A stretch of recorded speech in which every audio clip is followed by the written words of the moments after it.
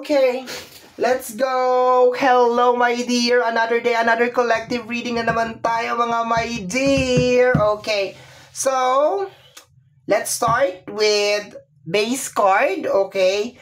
So, naglagay ako ng mga jokers, o sinama ko dito yung mga joker this time, my dear. And, sana hindi lumabas yung mga joker. Yun lang ang dasal ko. Ayoko lumabas si joker as much as possible kasi it is a bad sign. Okay? It is a bad sign.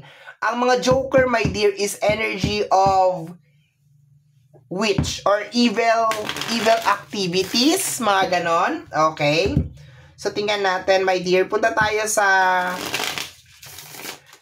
base card. Okay, mag-base card muna tayo. Tatlong baraha para sa ating base card. Okay, are you ready, my dear? Are you ready?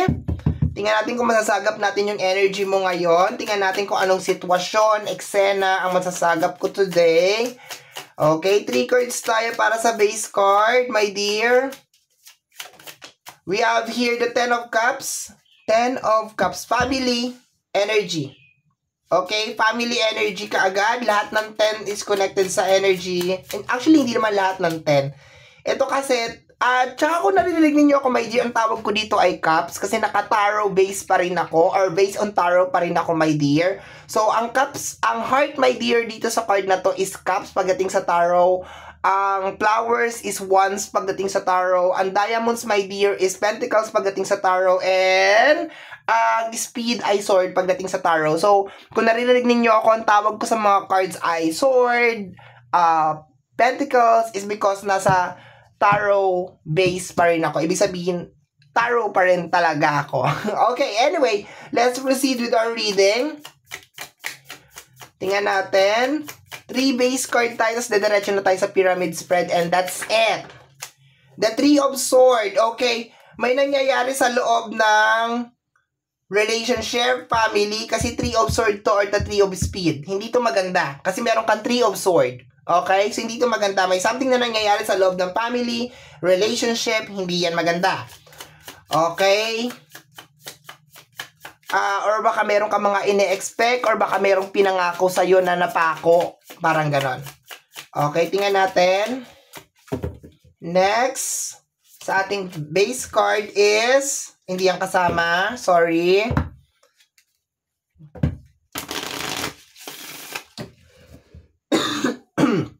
Excuse me po. Let's go, darling.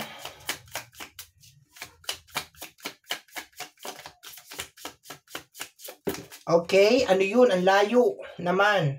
Teka lang ha. The Ace of Sword. Sakripisyo. Or baka gusto mo ng pagbabago. Okay, isa-isahin ko to ha. Ang nakukuha ko dito na energy is una, you are disappointed. Okay? Posibleng may mga pangako sa loob ng family and relationship na hindi natutupad. Okay? Sa energy ng Ace of Sword, gusto mo ng pagbabago. Gusto mo ng change. Gusto mo talaga ng pagbabago, my dear, sa loob ng relationship or family. Yun ang nakukuha ko dito, my dear. Or, isa pa sa energy na nakukuha ko is ang dami mong sakripisyo na ginagawa sa family and relationship. Okay? So, yun ang nakukuha ko dito sa base card natin. So, energy na nasagap natin is una, family and relationship. Then, dahil sa 10 of Hearts or the 10 of Cups. 3 of Sword is energy or 3 of Speed is energy of disappointment. Dito, my dear, changes and sakripisyo sa energy ng alas na speed. Okay.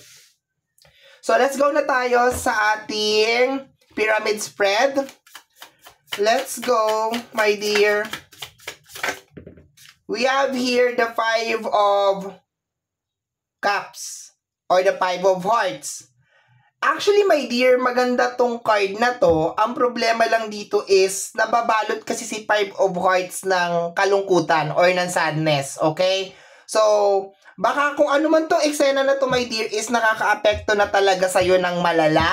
Okay? To the point siguro, my dear, na kahit ano ng achievement ang meron ka or kahit anong magaganda ang nangyayari sa buhay mo is hindi siya nag-i-exist nang dahil may tension nga tayo dito sa 3 of cards, dito sa 3 cards na to, okay? Pero ito maganda to kasi sinasabi dito, my dear, na una, sinasabi sa card na to na hindi naman lahat ng cups mo ay natapon, okay? Posibleng meron lang siguro mga bagay na hindi umaayon sa kagustuhan mo or hindi umaayon sa kagustuhan mo.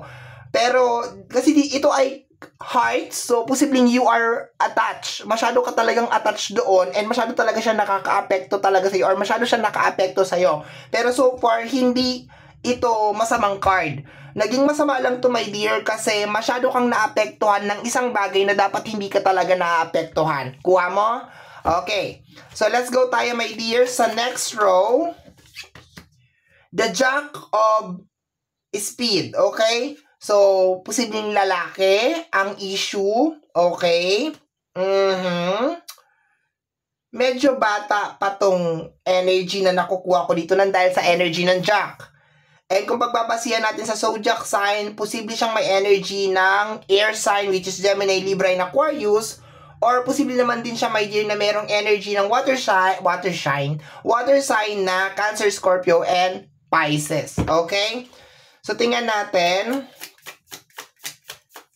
yung kasama ni Jack para mas maliwanag, my dear, yung message. Okay?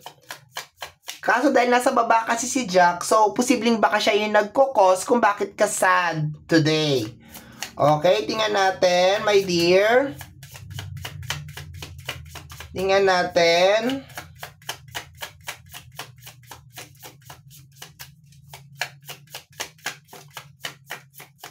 Kasama niya is...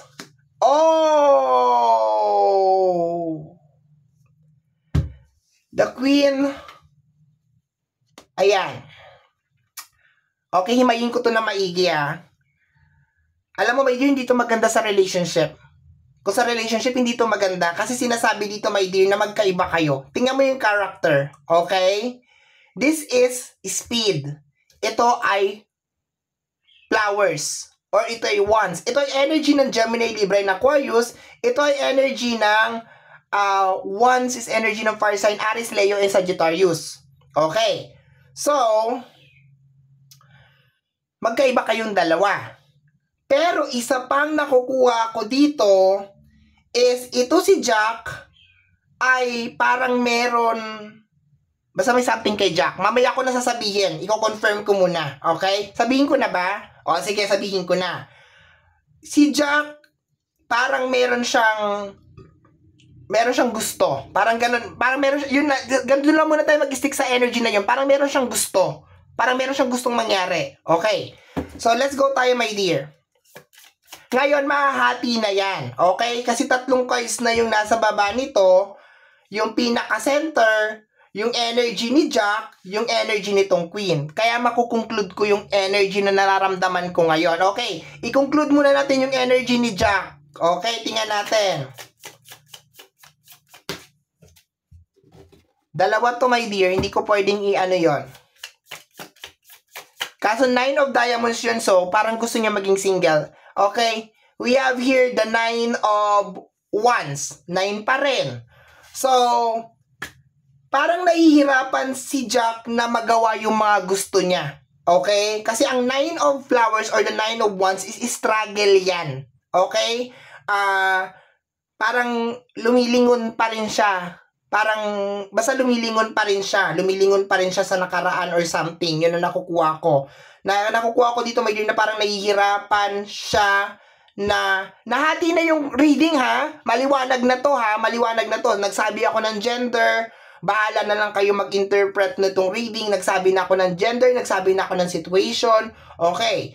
Si Jack is nahihirapan siya. Sabi ko parang may gusto siyang mangyari pero nahihirapan siyang gawin ko ano yung gusto niyang mangyari. Yun ang nakukuha kong energy kanina pa. Okay?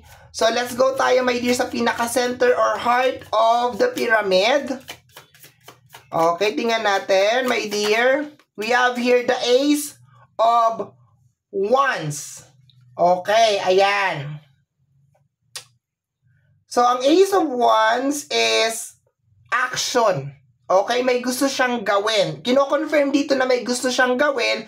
Kaso naghati si Queen at saka si Jack sa Ace of Wands. So, posible na pareha sila may gustong gawin. Okay? Ang pinagkakaiba lang is si Jack is nahihirapan siyang gawin kung ano yung gusto niyang gawin. Tingnan natin ngayon, my dear, si Queen of Flowers. Okay? Tingnan natin.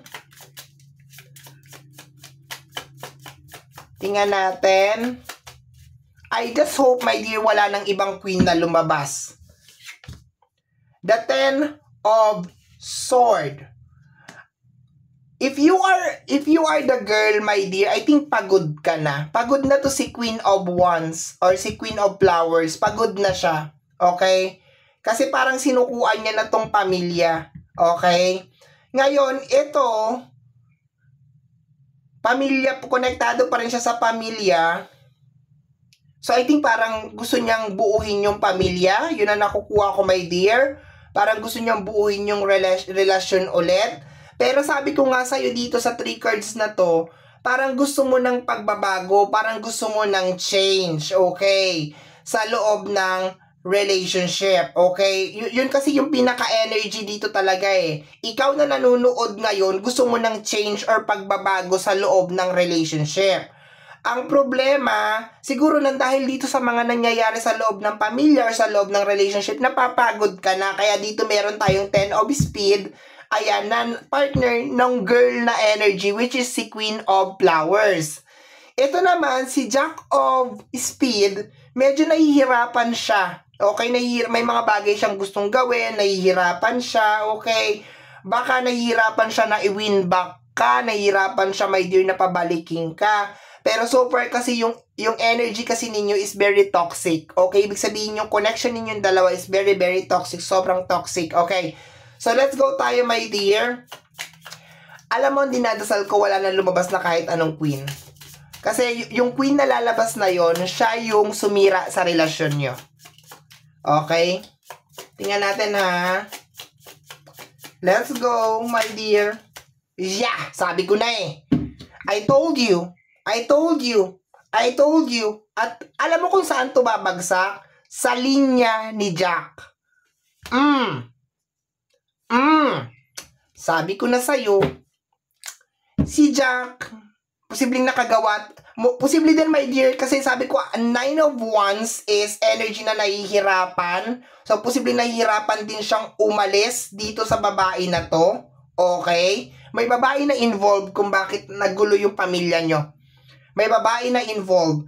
Pero once again, my dear, hindi lang ako nagpo-focus sa mga kabit, third party, or something. Kasi minsan meron din mga nanay, meron din mga kaibigan na pakialamera sa relasyon at relasyon. Pero confirm dito, may babae na sumira ng relasyon nyo, ng connection nyo, or ng pamilya nyo. May babae na sumira, my dear. Nahihirapan siya kasi siguro baka hindi siya makapili. Hindi siya makapag-decide, okay? Parang gusto niyang buuhin yung pamilya, tapos hindi niya rin maiwanan tong babae na to, or something. Sabi ko nga sa'yo, posibleng nanay niya to, magulang niya to, or, diba, yun nga, yung third party na issue. Okay? So, let's go tayo, my dear. Ngayon, umiikot na yung reading dito kay panibagong queen. Okay? Kasi, nasa baba na tayo eh. Siya talaga yung pinakapunot dulo. The Two of Pentacles. Ayan. Siya yung naging dahilan din, my dear, kung bakit kayo nagkakaroon ng problema sa pera. Okay? Ito si Queen of Speed. Siya yung nagiging dahilan, my dear, kung bakit nagkakaproblema din kayo sa pera. Okay? I think siya talaga yung nagpagulo talaga ng lahat. Okay? Siya yung nagpagulo ng lahat. Next is the Seven of Diamonds. Ang daming gusto nito. Ang daming gusto nito. Itong babae na to, si bili mo ko niyan, bili mo ko noon, turo dito, turo doon. Okay? So, yun ang problema dito, my dear. Last card tayo, my dear, is, tingnan natin yung pinakahuling baraha is, the Five of Sword, which is may kinalaman sa away. So, my dear, confirm dito, ito yung pinag-awayan nyo. Okay? Pinag-awayan nyo. Ito yung kinagagalit ni girl. Kung ikaw yung nanonood ngayon, my dear, ito yung kinagalit mo. Ito yung pinag-awayan yung dalawa. Kung ikaw naman ay nanonood ngayon at lalaki ka, kailangan, pakiramdam ko medyo mahihirapan ka na talagang i-win back talaga si darling mo or kung sino man ito. Kasi galit na galit talaga sa'yo. Okay? But so far, ito ang may kasalanan ng lahat. Itong babaeng to. Ito ang sumira ng pamilya. Ito ang sumira ng relasyon. Napaka-toxic ng relationship nyo. To the point na this is Jack at hindi King. Napaka-immature nitong lalaki. Okay? Ulitin ko, napaka-immature nitong lalaki. Posibleng mama's boy. Posibleng hindi pa sawa sa pagkabinata. O, yun ang nakukuha ko, my dear. Okay? So, my dear, yan ang ating collective reading for today. Another collective reading na naman tayo sa mga susunod na mga araw. Bantay-bantay lang kayo mga my dear. Kaya kung nagustuhan mo itong reading na to, my dear, don't forget to subscribe. Pakiclick, my dear, ang notification bell para ma-update ka sa aking mga upload. Kasi nag-upload talaga ako ng mga collective reading mga my dear. And first 15 days and second half na reading, my dear, ng kada buwan. And don't forget to subscribe. Click the notification bell para ma-update ka sa aking mga upload. Free to like, free to share, free to comment sa lahat ng ating mga videos, mga my dear. Once again, my name is RJ, also known as Apo J. Maraming salamat po, and until next time, bye-bye! Thank you, my dear!